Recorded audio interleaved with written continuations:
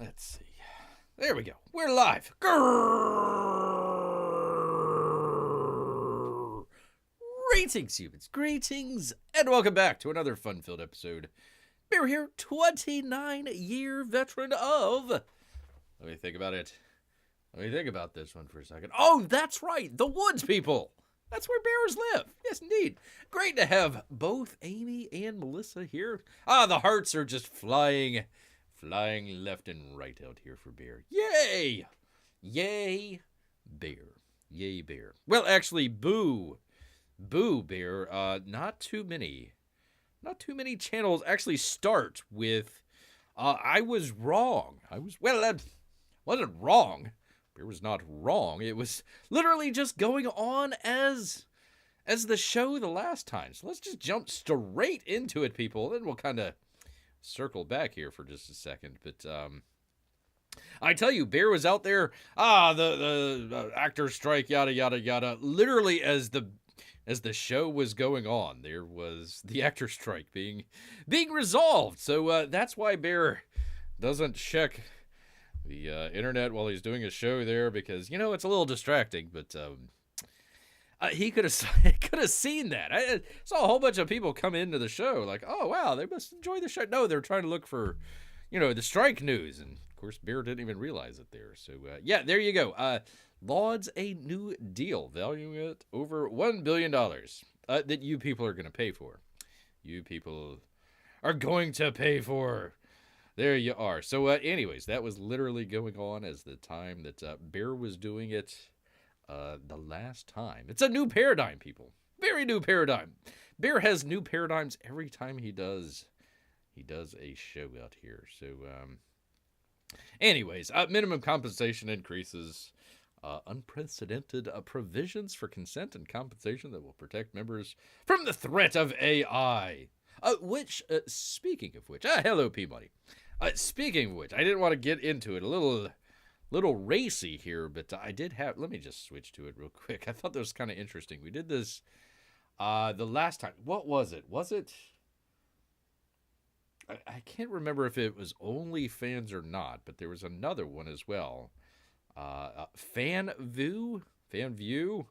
They're going after AI models as well. So there you go. There's your AI model. So that's what all the actors were fighting against. What was it? She was making $10K in 6 weeks. Pretty good for not a real person.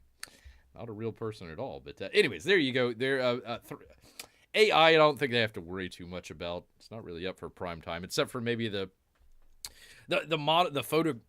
photography. If they don't want to do like a like a movie poster or something like that, the actor is too busy or whatever, so they could just bring in an AI version of it. I think that's still okay. But there you go. They did all that stuff for 3 years down the line, where they're gonna have to do it again. And let's see. For the first time, establishes a streaming participation bonus. That's if the show does really well and is profitable, which most of them probably are not. So, anyways, there you are. There is the long and the short of it as far as the actors' strike goes here. Can AI models do my laundry? No, they can't do anything.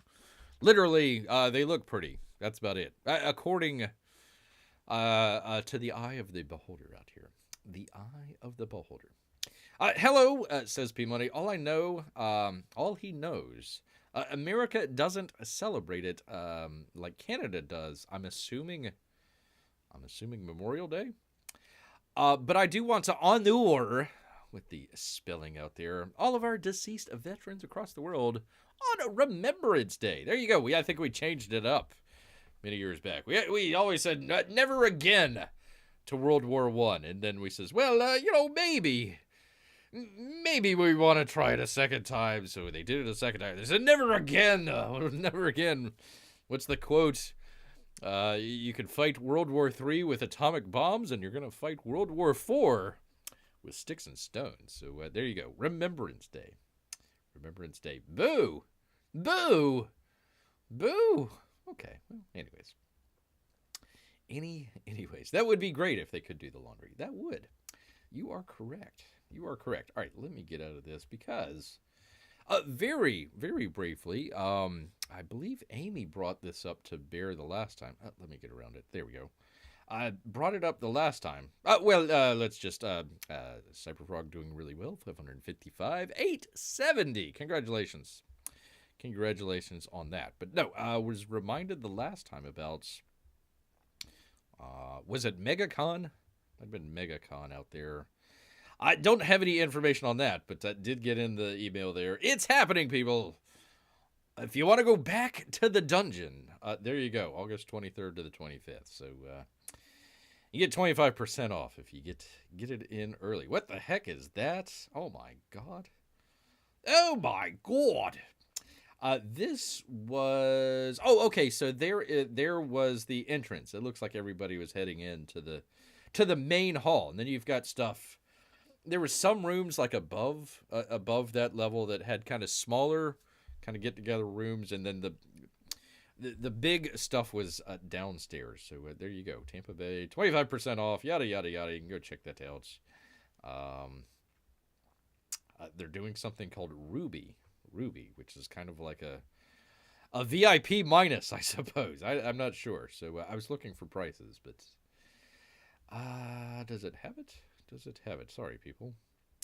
It doesn't say. It doesn't say, people. Gosh darn it. I think it was like $60 for all 3 days the last time there. So there you go. You can check out Tampa Bay if you've heard all the good and or bad what happened in Tampa. Ay. You can do that. You can get in early, 25% off. I mean, if you really want to save money, great, but you can probably wait. And it's not that expensive. Not that expensive at all. Not at all. P-Money says, I say let the AI models fight all of our future wars. There you go. Can I pet that dog? Which one? Which one, sir? Not sure which one. Was there a dog? Was there a dog? I didn't see one. Didn't see. Are you talking about this guy? That is not a dog, sir. I have no idea what the hell that is. None whatsoever. Anyways, there is that. And then, of course, once Bear can find it here, do the thing with the thing. Come on, Bear. One of these days, professional show. Yada, yada, yada. That would be from Shad out here. Shad! Oi!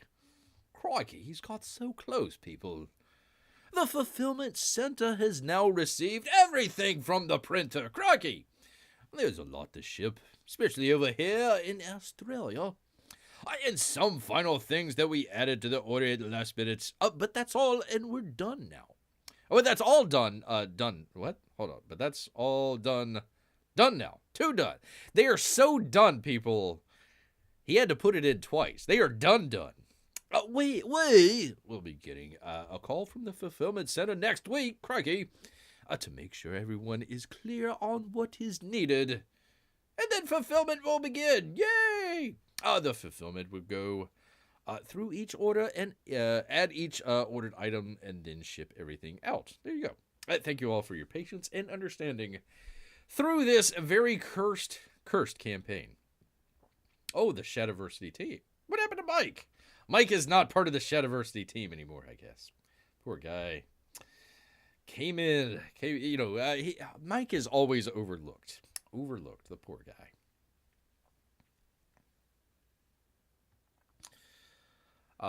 LOL, yes, the thing you yelled, oh my god at. Oh, there we go. Okay, yes, that's that freak of nature. P-Money wants to pet for some reason. I don't know why. I don't know. Couldn't tell you. Couldn't tell you the first bit, but P-Money wants to pet whatever the heck that thing is. Whatever the heck that thing was. Oh, yeah, scared bear. Seeing that in his nightmares, people. All right, let's get right to it, people, because not too many people start with, Bear was right. Bear was right, people. We just need to tattoo that into some people. Bear was right. We were talking, gosh, I forget how long it's been. It's been a little bit here, but we're talking early on. I think it was a couple weeks ago, maybe. They were doing the projections for America's sweetheart. That would be Brie Larson and her new movie, The Marvels. coming out. They says, oh, it's going to come into $80 to $100 million. Bear says, like hell. Like hell it is. That not over Bear's dead body it won't. So probably, Bear goes out on a limb. Nobody else follows Bear out on the limb. Bear was out there all by himself. He says, no, probably half of that. I think I might have said 40 to 50 million. Probably hedged the bet and said 45 to 55 just to be on a little safeness there. The Marvels Meltdown. DC MCU seeing lowest box office open ever at $47+ million. Thank you very much. Thank you. Tip my hat. Try the veal. Tip your waitress out there. Bear got it right all along there, people. Called it. Gosh darn called it, people. $47 million. Pretty close. BO means body odor, right? That's not how you spell odor. That is not how you spell it, P-Money. That is misspelled. It is misspelled. But I'm pumped. Anyways, Deadline and Anthony D'Alessandro. He's going to tell us what he thinks, what Deadline thinks, what went wrong. Let's go ahead. Let's find out together, people. Bear might have a different thought out here. Might just. Actually, I can show this lovely movie here. Why is Bear talking about it? When he can show the Marvel. Oh, wait, no, that's a cat movie. I'm sorry. No, I'm talking about the Marvels out here with this lovely lady here. I know it's No Shave November, but man, those eyebrows could really use a trim. Saturday AM, the last minute push for the Marvels with an appearance by star Brie Larson on The Tonight Show at a theater in New York City post-actor strike. Has not moved the weekend grosses higher for Marvel Studios, The Marvels. I don't know if people are here the last time. They were saying, oh gosh, the reason why the movies aren't doing really well. I think they were talking about the Five Nights with Freddy's and the Killers of the Moon and all that sort of stuff. Oh, good to see Arlene here. Good to see Arlene. They were saying, oh gosh, it's because the actors are on strike and they just can't promote their movie. If only Brie Larson can get out there and just help promote the movie, it would just, I would be doing boffo out there. Boffo! Not so much. The film is seeing a Friday in the vicinity of where we expect. Of course, I'm highlighting that and nobody can see it. In the vicinity of where we expect it at $21.5 million. And a weekend opening between 47 and 52. Did Bear call it or did Bear call it? 45 to 55. Man, oh man, did Bear call it? Let's see. I believe Deadline was putting it at I think they originally did it at like $100 million. Then they had to revise it down to like 80. And then they were sure, it's got to be between 60 and 75 million. Probably on the $75 million for sure. Nope. 47 to 52. Also, the Marvels gets one of several post-pandemic B cinema scores from audiences after Doctor Strange. That would be a B+. Thor, number 2, a B+. Really? What's wrong with you people? Eternals, a B. And Ant-Man, a B as well. So poor Brie out here. Poor Brie. What? Samuel Jackson, why are you even in this movie, sir? What the hell? What's going on here? Use your black girl power. By all, that was one of the lines of the movie. It's not Bear's craziness here. By all accounts and by all sources, it is a disastrous result for a $200 million Marvel Studios movie. What? Holy cow, $200 million? Bear always asks the question, where does that money go? Where the hell did it burn somewhere? Were they buying NFTs? Like, what the hell's going on here, man? They weren't spending it on the director, that's for sure. She was out of there. Quicko. Let's see. But wait, he says, didn't you just declare Apple Original Studios and Paramount's $200 million Killer of the Flower Moon at $44 million, a success a few weeks ago. Just sit down, they say. Bear is sitting down. I'll explain in a bit, says Anthony D'Alessandro.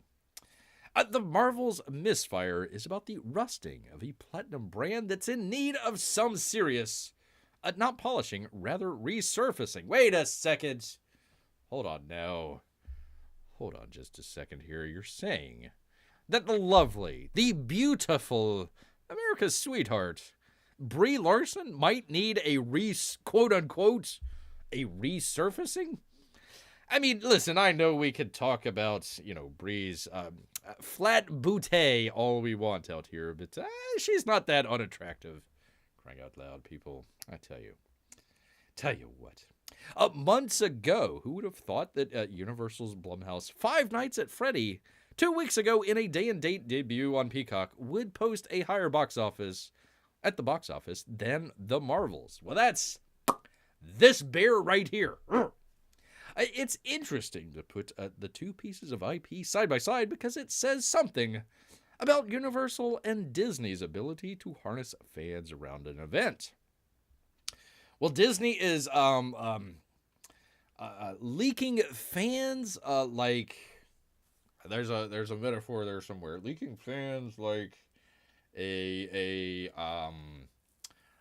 blowout Super Bowl game. There we go. We'll go with that. Universal had a good concept with their movie. They had a good fan base behind it, and they delivered to those fans. Unlike Disney that had a fan base and says, and decides to put Brie Larson in with two unlikable, well, I don't know about the other lady there, but more or less two unlikable people for their movie, and they're wondering why.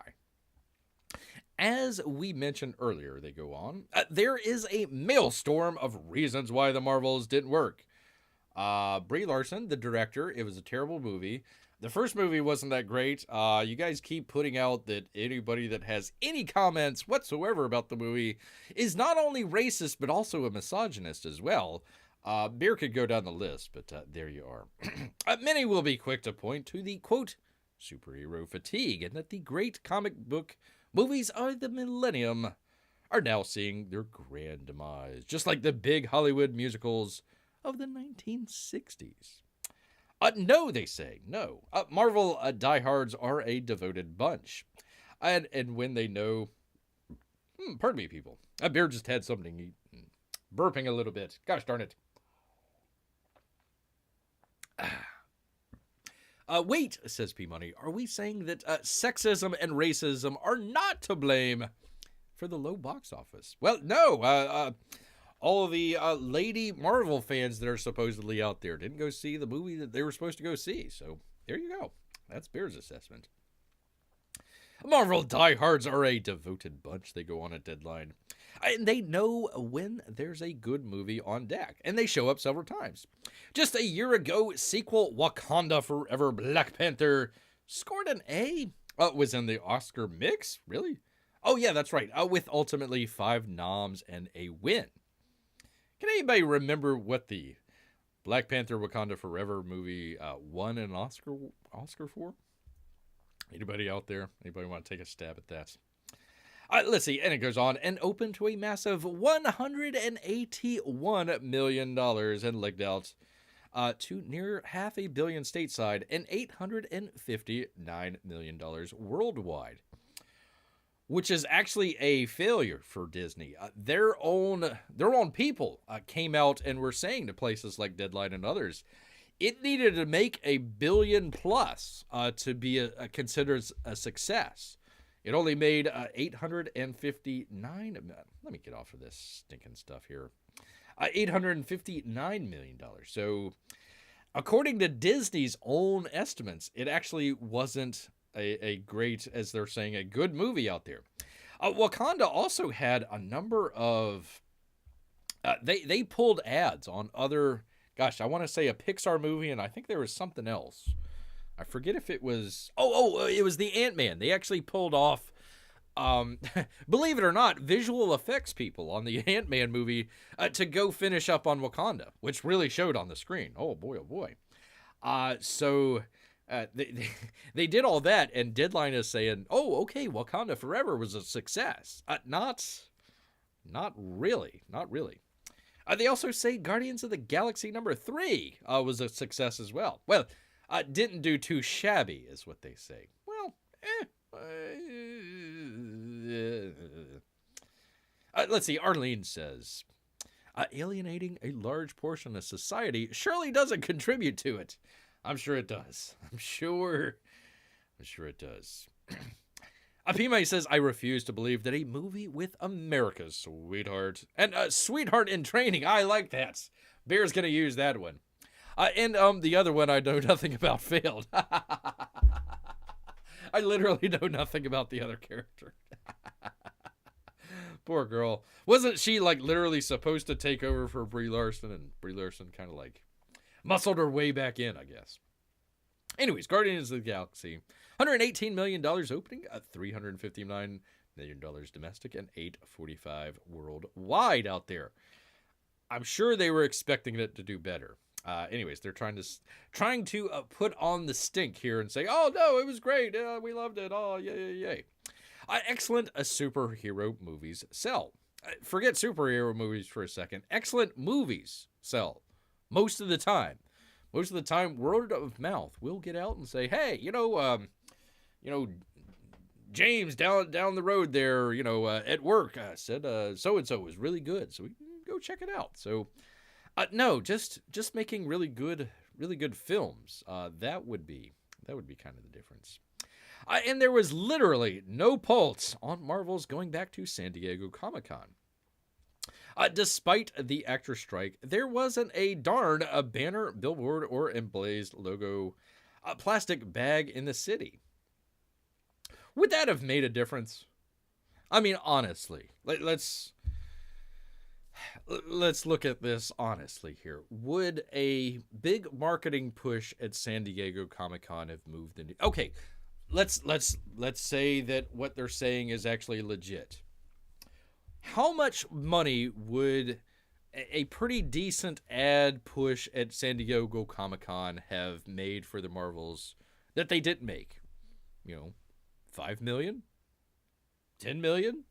I mean, what if they think that if that's what it was? Oh, we didn't have enough advertising for freaking Captain what was it? Miss Marvel. The Marvels. Whatever the hell. Would that have moved the needle? I doubt it. They says, Disney could have at least dropped a featurette or a trailer to fans to wow them out of Hall and send them Hall H rather, and send them into a social media frenzy. Would that be actual fans or would that be paid for bots? Because we know about the bots out there. Those go into social media frenzy, but not here. I'm wondering if they actually... if what happens is they have the bot army out there, right? They get the bot army. The Marvels is great. It's the terrific thing. So they needed San Diego Comic-Con to provide that cover. So, okay, we showed it at Hall H, whatever the hell. Hall hell out there. Okay, all these people saw it. Let's just say 5% of the people even mention it, much less in a good way. But they use that 5% cover for the giant bot army out there that they're saying, oh, everything's great. Brie Larson, acting tour de force. The Pakistani girl, she's terrific. Don't just forget about the father in the TV show that was, caught for pedophilia and all that sort of stuff. Blah, blah, blah, Disney. Forget about all that. It's great. That's probably what it is. They probably needed a certain amount of fans out, quote unquote, fans out there to provide cover for their bot army. That's what might be. Why miss out on that opportunity before 150K who still attended? It's as though Disney knew this whipped cream sequel was a dud and cut their losses. If they would have cut their losses, they would have done a Batgirl and just completely cut the movie and taken it as a $200 million write-off, which they could have used. They could have really used with their previous quarter there. Not too. It was kind of interesting reading through some of that stuff. They were down about $500 million, about $500 million in their, I forget what the name of it that they called, but essentially the theatrical releases out there. And it's kind of interesting. That kind of lines up with what they thought, Black Panther, what they thought Ant-Man, probably what Marvel as well out there would have made. They were probably estimating it, kind of like Deadline did with the overestimated they did. $100 million. Oh, yeah. They probably thought that they were going to make that and didn't. So it's kind of interesting that they had that $500 million hole that they probably thought that they were going to make. So that was kind of interesting there. But if they were going to cut their losses, why not go ahead and do it? Why not just go ahead and say, okay, this movie is El Crapo. We're just going to put it into the burn pile over here. We're going to have a funeral like a Batgirl, and it's never going to be seen again. Much like the Song of the South. They're going to put that in the vault and go with that. They say they cut their losses, but they really didn't. Disney literally put out, think about this for a second. Disney knew that they had a bad movie on their hands. They didn't spend money at Comic-Con for whatever reason, but they didn't spend the money. It sounds like they cut back on the ad spending that they were going to do. They cut back in other areas as well.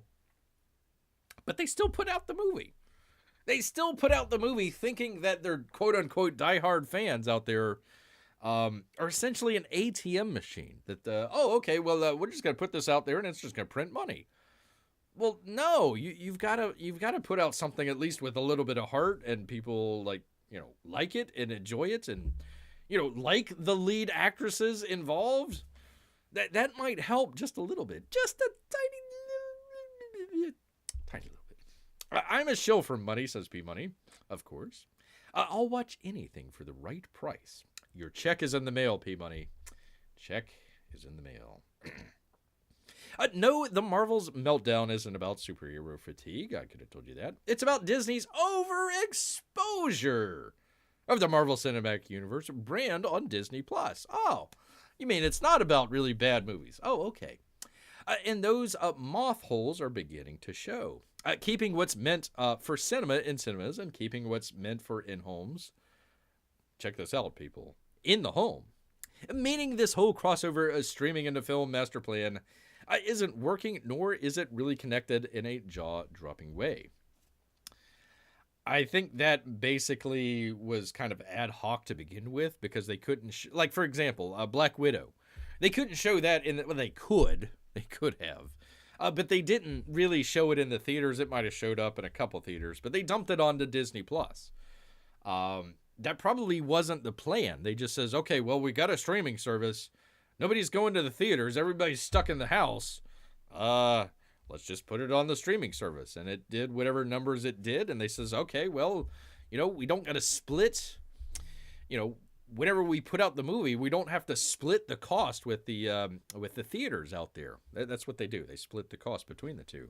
So we don't got to do that. So now we get to keep it all in-house, keep it under Disney Plus, and it's going to all work out great for us. Except for it didn't. Not at all. Gosh darn it. Let's see. With Miss Marvel not being one of the OTT services' better sales. A la WandaVision or Loki. Was Loki that good? I don't know. It was okay. There's a whole quad of fans who either didn't catch Miss Marvel or were, in their words, too turned off by it to make sure as heck they don't want to see the Marvels. A bit more to the point, which I don't think was the case anyways, but okay. More to the point. You see how Deadline just shills? We'll get to Apple here in just a second, but you can tell they're been bought off by Disney. Oh, no. Oh, the Marvels didn't do that well. Oh, it was because, the actors, they didn't get out there and promote it. And, oh, gosh, they didn't have that promotion in San Diego Comic-Con and this and Disney Plus and blah, blah, blah, blah, blah. No, not at all.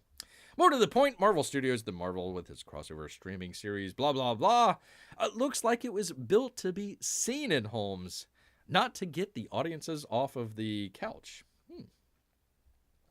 It's interesting with the launch of Echo on Disney. Is that the one with she's like deaf?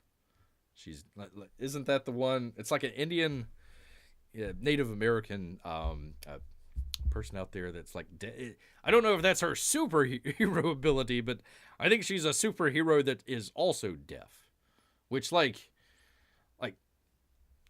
there's your new there's your new Avengers right there, people. I mean, you got the Echo person, right? The Echo lady.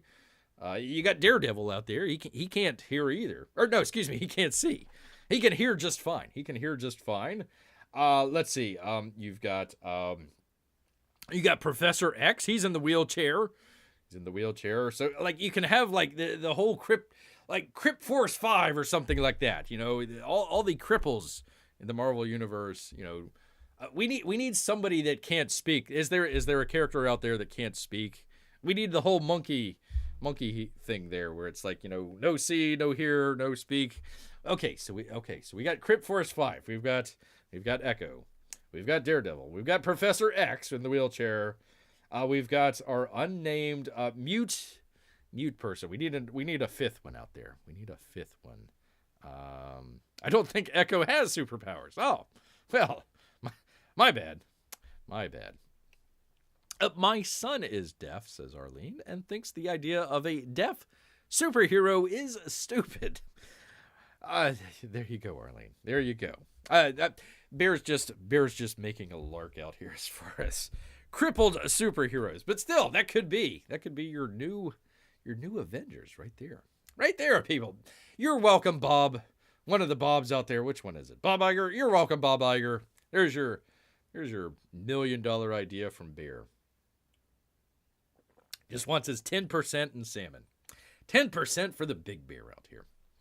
All right, where were we? Let's see. Marvel has branded the series under the new label, Marvel Selects. Oh, boy. Encouraging viewers that this type of content doesn't take an investment by them in the entire MCU. They can approach Echo as though it's a one-off series that Shift by Marvel Studios indicates it's breaking free of spreading the MCU thinly across TV shows and movies. Despite the fact that Echo is a spin-off of Hawkeye and Daredevil. Oh. Marvel, let's go back to the Netflix days when Luke Cage, Jessica Jones, and The Punisher lived in homes and not on the big screen. It's clearly better for business. And you can make an argument, and I would say Daredevil in there as well, that they were well-made series that talked about interesting issues. Like, if I recall correctly, Jessica Jones had to deal with kind of like loss and depression. Her character and the I'm trying to remember the villain character in there. I forget his name. It started with the C. I just can't remember his name right off the top of the head. Anyways, he was kind of manipulating her and kind of controlling her in certain ways, and kind of an interest. You know, they didn't take the PG or PG-13 route to it. A little bit more of a kind of an adult version. I thought that was pretty good.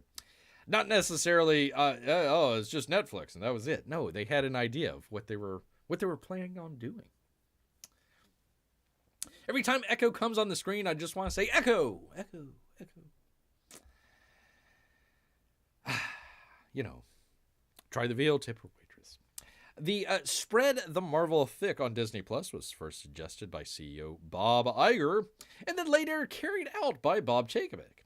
It's no secret that the amount of less than stellar product Marvel is pumping out from overextending itself stems from that grand master plan. It wasn't even a master plan. That's what I'm saying. It was like oh crap, we can't put this movie in theaters. Let's just dump it off onto Disney Plus, which that was their big promotion. They spent, God, who knows how much money, billions of dollars, bringing up Disney Plus. That was kind of their the new hotness out there. So there's like, well, it's the new hotness. We got to do something.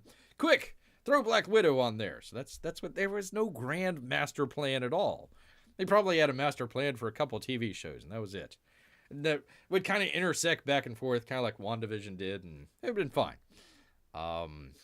Anyways, as Iger explained to investors on a recent earnings call in the wake of a lackluster Disney box office year, Indiana Jones and the Dial It Depends, Ant-Man 3, and Elemental, He says, I've always felt that quantity can actually be a negative when it comes to quality. I think that's exactly what happened. We lost some focus. Man, oh man, I hope he actually had some really nice Italian dressing that he was able to put on that word salad that he just spat out. I don't know what the hell this guy always talks in like, you know, like some sort of like mystical monk on top of the hill somewhere. It's like, oh, well, we got to decipher what old monk Iger has to say here. Disney's delay of the next phase of the MCU is because of the actor strike. No, it's not. It's because they had terrible content, and they had writers and directors, all sorts, actors even, just flee the scene. They kept delaying and delaying and delaying, and now they want to blame the actor strike. I'm sure there's a little bit to that, but come on, man. With Deadpool 3 being the only pick from the studio on the 2024 calendar. Same thing with Warner Brothers as well. I think it only has the Joker. There might have been another film Bear might not remember right off the top of his head here, but yeah, there was literally nothing for Warner Brothers. Was smart. They would have just said, okay, we're gonna stay with the sort of Zack Snyderverse vision. We're gonna kind of fulfill it out. We'll do a final Justice League. We'll bring in a good director, tie all the bows up. Fire Ezra Miller, maybe. Tie everything up, bring in a nice director out there to do something with, and make a good movie, send it off into the sunset, and then while you're doing all that, bring in the new, we'll talk about this in just a second, the James Gunn verse here. Bring all that sort of stuff in, where it kind of meshes together, and it's a nice, seamless flow through there. Instead, they cut the head off of the chicken. They see the chicken wandering around the yard without a head, and they says, well, that's a $500 million movie right there. No, it's not. No, it's not at all. Crying out loud. Though an immediate cause for exhibition is apt to be a blessing in the long run. Here's the puffery. As the studio concentrates on making better movies. Does anybody believe that? Does anybody think that, there was somebody there in the boardroom that says, we need to make bad movies.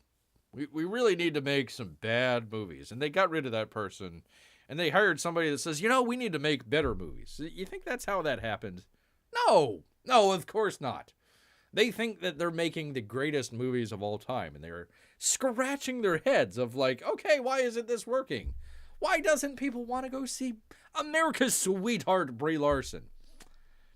It boggles their minds. Boggles it. How could you make less serious a feature sequel to a $1.1 billion Wonder Woman movie that is, in effect, Marvel's, the freaking word salad. Gosh darn it. The latter movie is the highest grossing female superhero movie of all time, more than Wonder Woman. Yes, we all say to make superheroes lighter and not darker, but in the case of the Marvel, it's a 180-degree shift from the original movie's heroic roots. See, they're covering again. Marvel's instead is some sort of time-jumping, silly comedy that fans weren't asking for. No, we weren't asking for it, whether it was a comedy or not. We just says, no. You should have heard some of the YouTube channels a couple years back. They were saying, no to Brie Larson, no. And they says, you know what? We're going to show all those haters out there. We're going to put out another Brie Larson movie, and it's going to do $2 billion. Ha, ha, ha, ha. And then they crap the bed. So, we'll see. It's a swing that has greatly cost Marvel Studios the entire Captain Marvel franchise, relegating her now to a supporting character in the rest of the MCU. But the whole actors' strike of it all, right? What? But the whole actors' strike... It's because of the actors' strike, right? Yes, that's the problem here that has tied Disney's hands from blasting this movie out, and thespians being forbidden to promote. Struck work has diluted ticket sales greatly this autumn season. But you just said at the beginning of the article that Brie Larson went out on The Tonight Show, the greatest show of all time at night, and went out there and promoted the heck out of the movie. So why didn't those people go see it? Interesting. Gosh. it's perplexing to bear here. Perplexing to Deadline, really. But as one tracking source pushback, I can't imagine that the complete absence of Brie Larson on the Marvels campaign tour has cost, the sequel $106 million in its opening first film. Surely, don't call me Shirley, but surely there's something else going on.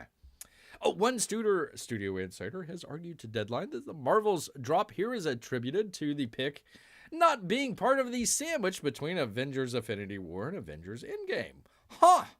No way. No. The former pick having a coda that teed off to Captain Marvel. That might be true, but I can't imagine that an epilogue alone is responsible for $1.1 billion in global grosses. Again, you hadn't had people that are completely turned off by the phase 4. You had all the goodwill building up, and then you did the end game and everything, and he says, right on. And then you just put out movie after movie after movie that was just completely subpar. And then you put out stuff on TV that was completely subpar. And you really can't imagine that $1.1 billion would be wiped off. Go figure. Harry Styles' coda didn't help push grosses higher on the MCU's previous November bomb. That would be the Eternals. And I can't imagine the tease at the end of the Marvels is going to provoke more want to see. Well, number one, I don't think Harry Styles butts to seats, number one. Number two, again, you had literally ended the entire Avengers. You put an exclamation point on it, says rah, rah, rah, that's it. And now you're wanting people to come back after the show's ended to stick around. And it's like, no. Come on, man. Harry Styles was in that movie. There you go. Good to have General Piggy here. Thank you for the good comments on the on Bear's box opens. I hope everybody enjoyed the box opens. That was kind of a fun thing to do there. Different stuff. We did stuff from some of the live shows, and then we did stuff that was taped. Did it on the HDR, so hopefully it looked pretty good. Anyways, here they go blaming Apple, which is very interesting because they took the money from Disney. So they had to put out just a glowing article on how, it's everybody's fault except for Disney and America's sweetheart, Brie Larson, out there. So here we go. They were literally complaining about this the last time because it was Five Nights at Freddy's. So apparently, was it Universal? I think it was Universal. Didn't pay off Deadline here, so they got the bad stink off of that one. But here they go with Marvels, and it's like, oh well, gee, if only we did this and that and whatever. Yeah. Anyways, as far as the whole Killers of the Flower Moon getting a pass at the box office, BS, they say. Wake up to the fact that Apple and Disney's goals could be more separate. One is a tech business with a streaming service, and the other is a content-driven conglomerate that extends into travel, lifestyle, and merchandising. Well, no. Disney, technically, since they own a streaming service, would be a tech company. There's a whole lot of server space out there that they're either buying or renting. So I would say they have a toe, at least, in the whole tech world. Two very different businesses, they say. Film finances sources tell them that a $200 million production cost on Killers is literally an advertising expense for Apple, and its profits and losses is different from the way that the Marvels would be assessed. At the end of the day, it's not that Apple's goal to make money in the theatrical business. They don't care about profit in TV and motion pictures. Really. Tim Apple doesn't care that they don't make a profit on their movies in the theatrical side. Really. Is that where we're going with that? Is that where we're going with that? Apple. They don't care. They don't care about making a profit. No. Of course they do, for crying out loud. Okay. Let's just say that's true. Let's just say Deadline is 100% correct. it wasn't just Apple that did it. It was a co-production between them and I believe Paramount, if Bear remembers correctly. It might have been Universal. I don't know how they split it up. It's going to go on Apple TV Plus, so it's going to go on Apple's streaming service, but I don't know. Even if it was just a 50-50 split, I'm pretty sure either Universal or Paramount, whoever was the partner there, I'm pretty sure they wanted to make a profit in the theatrical side of things. I'm pretty gosh darn sure they wanted to make a freaking profit in there. So good old Deadline drinking the Kool-Aid. Disney's goals and plans are similar to HBO Max, Paramount Plus, Peacock, etc., and they're beating the aforementioned. Are they? They lost $300 million in either a quarter or a year. I forget which it was. $300 million on their streaming. Disney Plus. Loss. Complete loss. Complete loss. However, all streaming services associated with the majors are still losing money. So for all you actors out there on the strike that demanded, gosh darn it, we're going on strike for 170 odd days to get profits on the streaming side of things, I hate to tell you this, but they're losing money. For Apple, theatrical is a bonus on Killers, and that they didn't make the movie for theatrical, rather locking people into their ecosystem. They already have people locked, like Bear is locked into. I've got the phone there, the brand new phone, the computer, the iPad. Yeah, right on, locked in.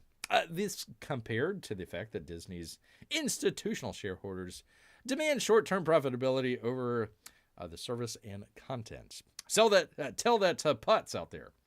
He's coming for you. A more severe question to ask: could Disney have opened a 3.5-hour older adult movie to the $23 million at the domestic box office during an actor strike? Could Disney have opened 3-hour Oppenheimer to $82 million right before an actor strikes? Movies like that are out of the mouse's wheelhouse. No, it's not. They literally bought a company, Fox. They literally bought a company that would do that. So if you don't want to make movies that are for the kids, they literally bought an entire studio that could do that. It's not out of the mouse house's wheelhouse at all. Not at all. Not at all. Anyways, goes down the list here. The Marvels, 4,000 theaters. It is literally in every single theater. And all they were able to come up with was $47 million. Told you, folks. Told you out there. Bear was correct. Bear was correct out there. Killers not doing too bad. Not doing too bad at all. And that was it. That was it there. So anyways, there you go, folks. That is why the Marvels just ain't doing too well. It is, once again, all your fault. It is the audience's fault. We're just going to blame the audience from now on. From now on. Gosh darn it. Anyways, going from one liar to a next. James Gunn confidently confirms Superman's Legacy release date will not change. Show of hands. Anybody believe that? With the WGA and SAG-AFTRA strikes now concluded, major movie studios have been scrambling to rework the next 3 years of release dates. Moving many of their biggest and most important projects back to give themselves more time for production. This afternoon, DC Studios co-CEO, the Gunn, took to social media to provide fans with assurances that Superman Legacy, his first film since taking over the studio and the first movie in the DC universe, will retain its original release date. No, it won't. The movie, due in theaters on July 11th, 2025, has yet to begin. Principal photography. That might take a little bit. That might take about a year or so, but no worries. The script is finished. Question mark? He turned in the script the day before the writer's strike. Now, one possible thing is James Gunn's just an excellent writer, and he got his first draft, and the first draft of the movie is just completely excellent, and he didn't need any other drafts, and they're going with that draft. Anybody believe that? Option number 2, James Gunn turned in a first draft just to be able to get it in under the deadline for the Writers Guild that he's part of. But yet also being a studio head, decided to continue writing during the writer's strike, which would be, well, it's not illegal, but it's against the guild there that he's a member of, and has continued to work on this script. That could be also a possibility as well. But the script, quote-unquote, is finished. We'll see. Key roles have been cast. They literally cast those roles right before the actor's strike. Huh. Gee, that's interesting. Man, that James Gunn, he's got some really great timing, doesn't he? Really great timing.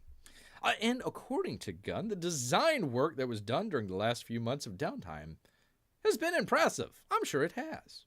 He also said that The Flash was one of the greatest superhero movies of all time. James Gunn would never lie to us, people.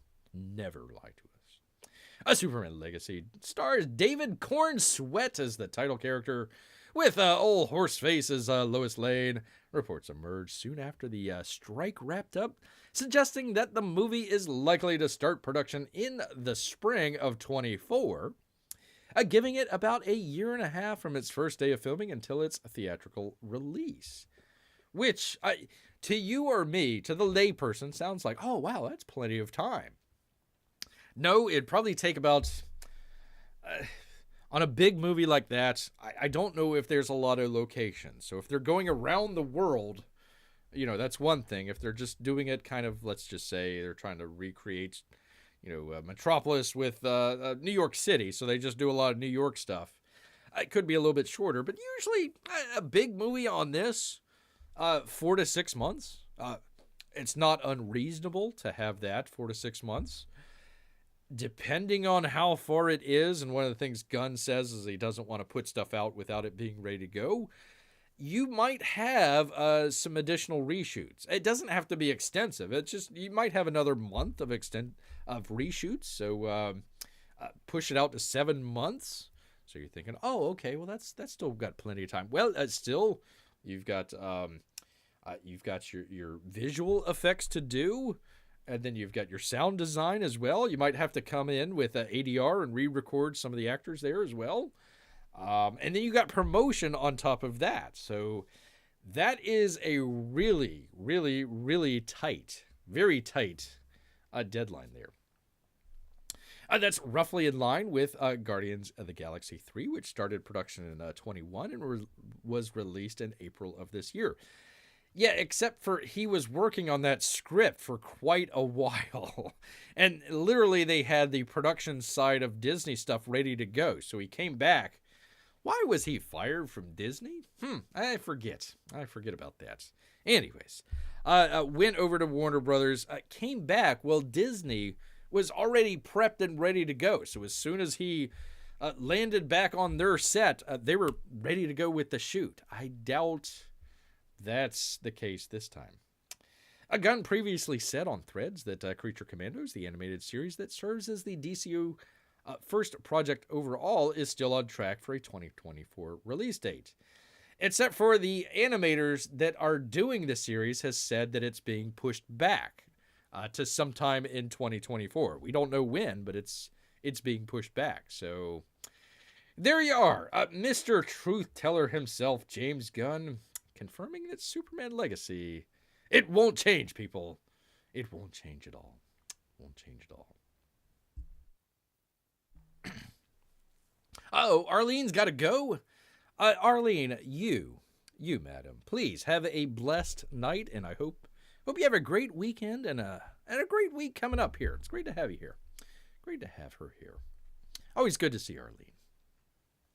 Let's see, salutations going out. Let's see, we have to keep in mind, says General Piggy, have to keep in mind that Disney is just a down-home M-A-N-P-A multi-million-dollar company. Ma and Pa, okay, I got it. Down-home Ma and Pa multi-million-dollar company. Yeah, like Mom used to make. maybe what was it, on the Futurama show? Was it like Momco or something like that, where it was, it was all the face of, the loving mother and everything. And then behind the scenes, she's like, cracking the whip and all this other stuff. There you go. Good comment. Good comment there. Let's see. Arlene says, of course it's all our fault. We should be more gracious and pay for low quality crap. My sister says a Disney movie compares to a Dollar Tree piece of art. Well, it's a piece of something. It's a piece of something. James Gunn crossing the picket line. Say it ain't so. Well, he was wearing two different hats. One as a member of the Writers Guild and one as a co-studio head. So guess where his loyalties lie. Whoever's cutting those checks, that's who. That is who. I give The Flash credit. It was the first superhero movie I asked while watching, is it going to end soon? And it's got that going for it. You would figure that The Flash would have been a faster runtime in the movie. Faster runtime. There you go. All right. Well, once again, people, Bear is correct. Bear's correct out here. Oh, let's see. Comicbook.com. Russ Burlingame for the previous one. But now, on to Bear being correct. Well, as always, people. As always. From Fox News? Really? I didn't think it was Fox News. There was something else. But it was New York Post. Oh, well. Anyways, Fox News. What the heck? From salmon to shark. Here are the best and worst fish for your health, according to experts. What do you think's number one, people? What do you think's at the top of the list on this one?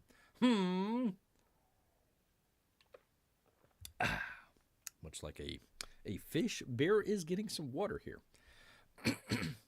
A shark can be pretty bad for your health, says Amy. That's true. That's true, especially if the shark is eating you, not the other way around. Oy, oy, oy. The healthiest fish, people. The healthiest fish is salmon. Why is it only doing half the screen? Gosh, dang it. Hold on, people. 1 second here. There we go. There we are. The best for your fish for your health, people, is salmon. Who would have known? Who would have known salmon? Other good reasons this fish gets a lot of loving from health professionals. Salmon is among the best choices for a healthy fish. It's high in omega-3s. It is also high in protein, says Lori Wright, a registered dietitian nutritionist and professor. Wow, that's quite a big card that you got to hand out to people. I am a registered dietitian, nutritionist, and a professor at the University of South Florida College of Public Health. I'm sure they know their fishes down there. Elaborating on the omega-3s, Wright says research shows that omega-3 consumption decreases overall mortality. Mortality, people. There you go. Amy says, a salmon Bear has a good fishy instincts. That's right.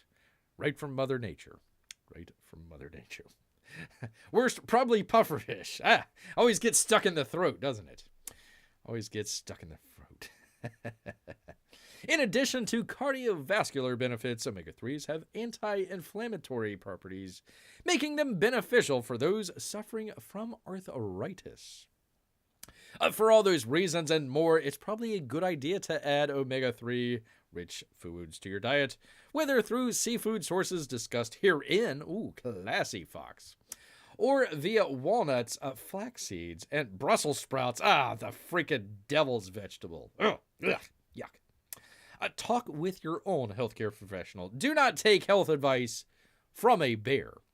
Of course, about any planned changes to your diets.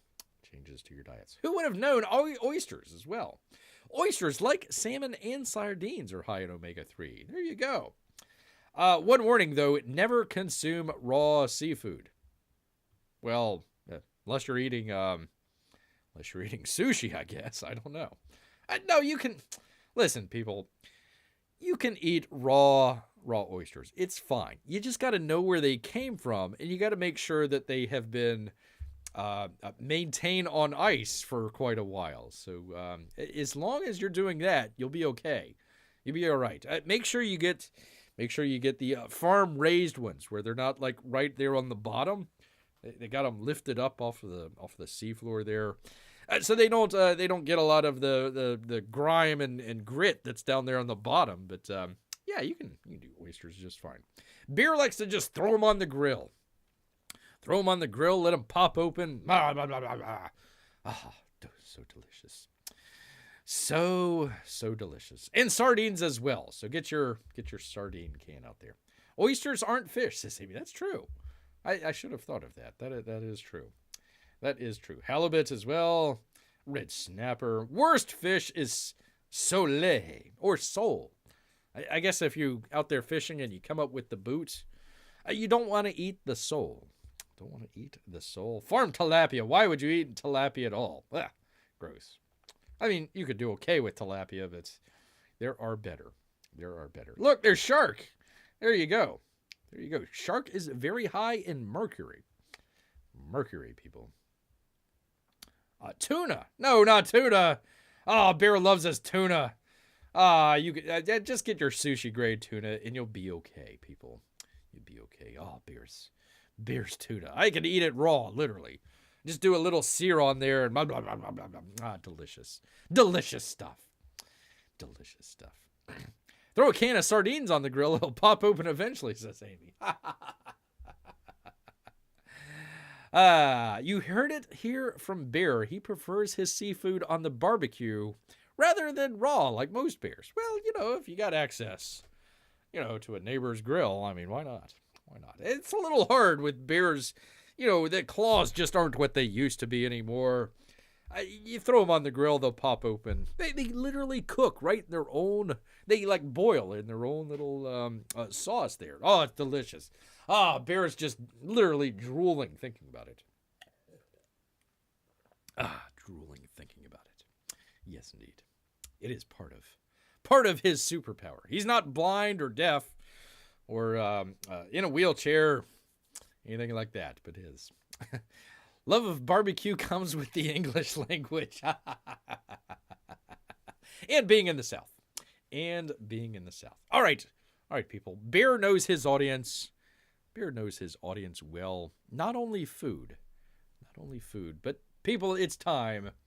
It's time here for just a little bit. Just a tiny little bit here at the end with the old crypto news. Yes, indeed. I don't know if Piggy's been around that long, but we sometimes do crypto news on a comics channel. Strange, I know, but just go with it. Bored Ape creator says UV lights at Ape Fest burned attendees' eyes and skin. Sounds horrible. Or you get what you deserve for buying a stupid ape. Ape Fest attendees quickly reported burning painful eyes at a Saturday event. And that was before the UV light. They were just looking at the NFTs. Lamps emitting ultraviolet light in the corner of a Bored Apes NFT event in Hong Kong last Saturday are the likely cause of severe eye and skin injuries among attendees. Aw, poor people. Couldn't happen to a nicer group. Oh boy, it's crypto, says Amy. The injuries reported occurred during Ape Fest, a 3-day annual meetup of people who own, Bored Ape NFTs, which sold for tens of thousands of dollars, and amid the 2021 NFT craze, saw highly inflated prices of hundreds of thousands of dollars. However regretful, people who own the cryptocurrency, whoever owns the cryptocurrency-backed digital images of the nonchalant cartoon primates are automatically members of the Bay Area Yacht Club. Bored Ape Yacht Club, I'm sorry. This year, their annual club event ran from November 3rd through the 5th and promised mayhem while they delivered on that. And one big night full of surprises. Well, I'm sure losing your sight is part of a surprise. Soon after an Ape Fest party on Saturday night, some attendees reported, quote, severe pain and burning sensation in their eyes, as well as vision problems and skin irritation. Doctors and others on the internet quickly speculated that the cause was UV exposure and Photo Catartis, I hope I'm pronouncing that right, a.k.a. Snow Blindness, a.k.a. Welder's Flash, which is akin to a sunburn on the cornea. Ouch. Due to exposure to UV light. The New York Times reported as of Tuesday that the number of attendees injured was over 20. Ouch. In a post on X late Wednesday, aka Twitter, Yuga Labs confirmed that UV exposure was likely the cause of the reports. These reports were, and continue to be, deeply concerning to us. We immediately reached out to impacted attendees to learn of their symptoms and to direct our investigation. Yuga carried out an investigation with Jack Morton worldwide. He's not just local people. He's worldwide. The event agency that produced this year's Ape Fest.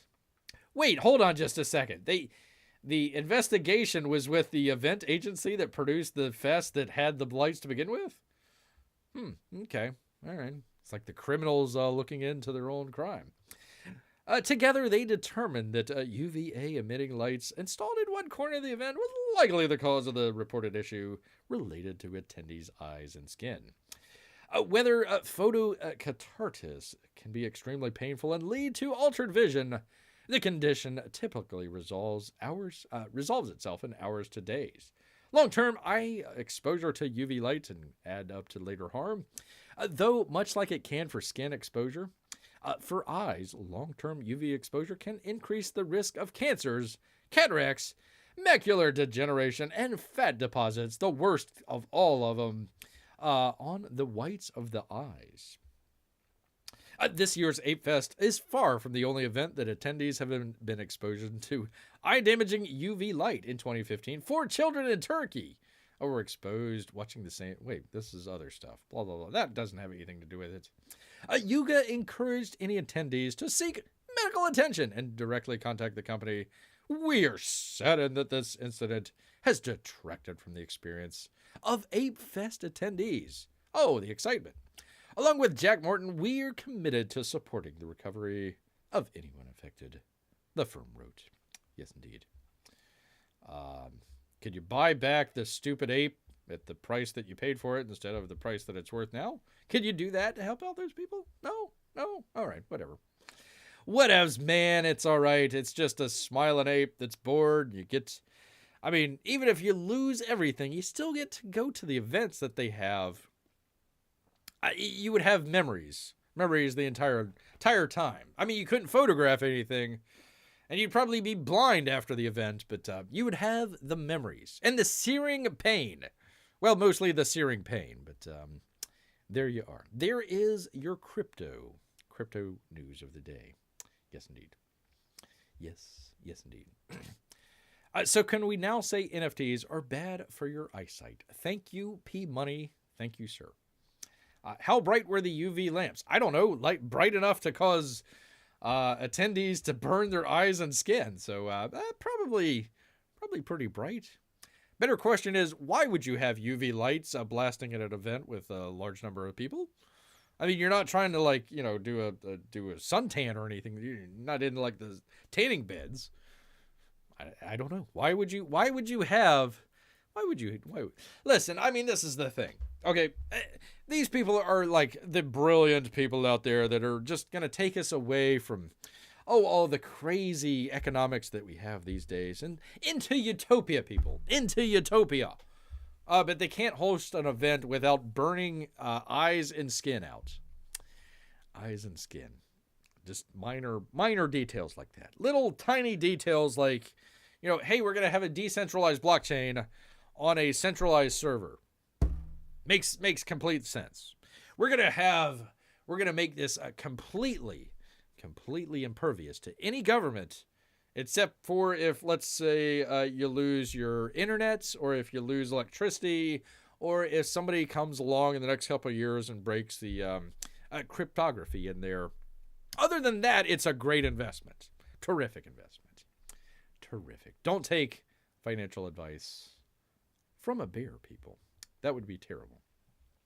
Terrible. Much like going to watch Brie Larson's latest movie out there, which we kind of we kind of got rid of the whole watch along of oops, did I get rid of it? Oh gosh, I got rid of it.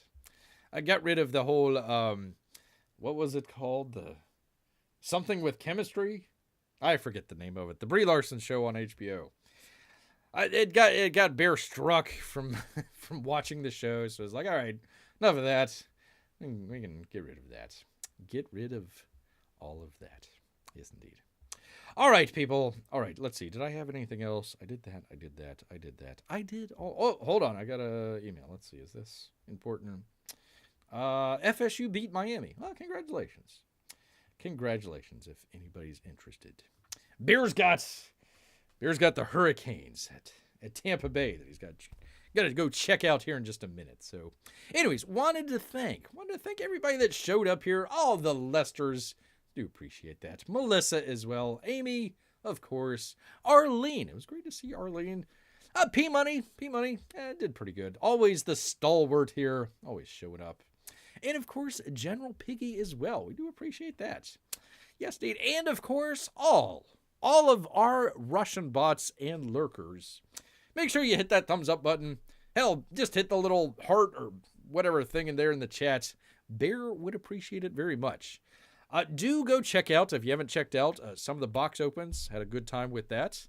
Nice. I think people liked them. I think people liked them out there. So if you haven't checked them out, do go check that out. And hopefully, Bear's Hope here. Next Wednesday, we're going to do a head-to-head. I'm thinking about doing the Malin book. I'm thinking about doing Black Riding Hood versus the Critical Drinker and A New Kind of War. I'm thinking about doing that head-to-head. We haven't done a head-to-head in a while, and I think we need to go do that sometime. So we'll try that. If not Wednesday, then definitely next week. I just need to get the cave all situated here. Get it all situated here. So, all right, let's see. Have fun out there, says Amy. Thank you, Amy. Thank you so much. Watching Marvels or watching NFT, which is worse for your eyesight? Both. Both can be burning for your eyes. Both can be burning. Yes, indeed. All right, people. Well, you know what? All of this talk about the healthy benefits that salmon can give you with omega-3 has made Bear hungry. So he's going to head back into the woods. So until next time, people, grrr!